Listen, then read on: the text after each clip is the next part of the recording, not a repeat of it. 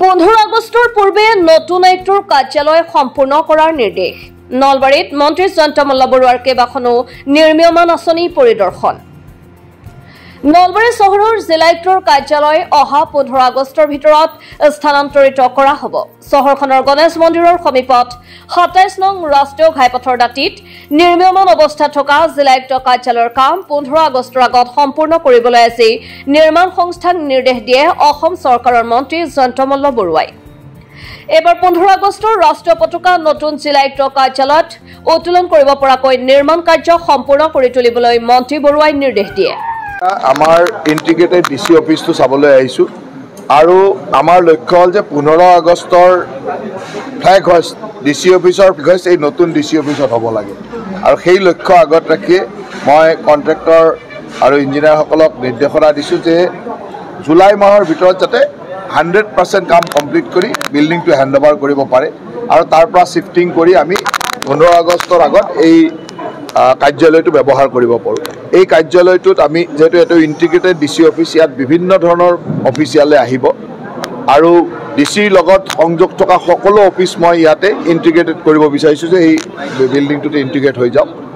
তেনেকৈ আমি প্লেন এটা ৰাখিছোঁ। লক্ষণভাৱে আজি মন্ত্ৰীগৰাকীয়ে নলবাৰীত নিৰ্মাণৰ কাম সম্পূৰ্ণ হোৱাৰ পথত থকাকে ধৰি 25টাকৈ উন্নয়নমূলক কাম পৰিদৰ্শন কৰে।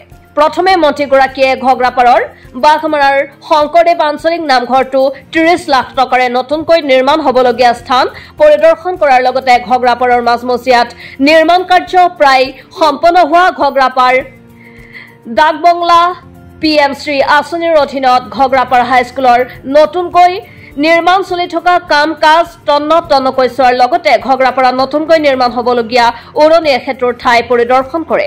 ইয়াৰ উপৰি ঘগ্ৰাপাৰৰ শতাম তীব্ৰ গতিত চলি থকা ইঞ্জিনিয়াৰিং কলেজৰ নিৰ্মাণ কাৰ্য তন্নকৈ পৰিদৰ্শন কৰি নলবাৰী গণেশ মন্দিৰ চকত নৱনিৰ্মিত সংহত জিলা আয়ুক্তৰ কাৰ্যালয় পৰিদৰ্শন কৰে। ইয়াৰ পিছত নলবাৰী সৰিয়হতলীত নিৰ্মিত ষ্টেডিয়াম সহ ভালেকেইটা নিৰ্মীয়মান কামৰ অগ্ৰগতিৰ বুজ লয়। ইয়াৰ মাজতে মন্ত্ৰীগৰাকীয়ে পৰিদৰ্শন কালত জিলা আয়ুক্ত বৰ্ণালী ডেকা সংশ্লিষ্ট বিষয়া কৰ্মচাৰীসকলৰ সৈতে মত বিনিময় কৰে। কম দিনৰ ভিতৰত বহুদিন ধৰি বন্ধ হৈ থকা বা কাম চলি থকা এই বৰকুৰা অভাৰব্ৰিজখনৰ কাম কমপ্লিট হ'ব। এতিয়া হৰিমন্দিৰৰ অভাৰব্ৰিজ হৈ গ'ল, বৰকুৰাৰ অভাৰব্ৰিজ হৈ গ'ল। আজি আমি ঘগ্ৰাপাৰৰ অভাৰব্ৰিজৰ কাৰণে কেনেকৈ কাম আৰম্ভ কৰিম সেইটো প্লেন কৰিলোঁ। ইয়াৰ পিছত আপোনালোকে যদি মৰম কৰে 26ৰ পিছত সন্ধ্যাত এখন অভাৰব্ৰিজ বনাব লাগিব। গতিকে এইখিনিয়ে আৰু ইয়াৰ পিছত আৰু ৰেলৱেৰ ওপৰেৰে অহা যোৱা কৰিবলৈ আৰু ঝামেলা নাই আৰু ৰেলৱেৰ লগত বহুত বেছি মানে অসুবিধা হ'ব লগা নাই। কিন্তু আমি ছেপ্টেম্বৰ অক্টোবৰলৈকে আশা কৰিছোঁ। কিন্তু আমি ছেপ্টেম্বৰ অক্টোবৰলৈকে আশা কৰিছোঁ। তাত আমি সকলো খেলাই থাকিব।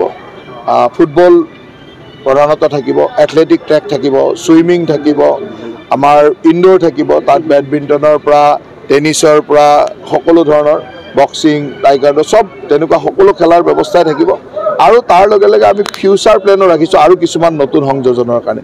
এতিয়া যিখিনি আছে সেইখিনিত এই ধৰণৰ গোটেইখিনি কলাক্ষেত্ৰৰ কাম চলি আছে। কলাক্ষেত্ৰৰ কামটো কুমাৰ ভাস্কৰ বৰ্মাৰ নামত যিখন আমি কলাক্ষেত্ৰ কৰিছিলোঁ তাৰ মই কাম চাই আহিলোঁ।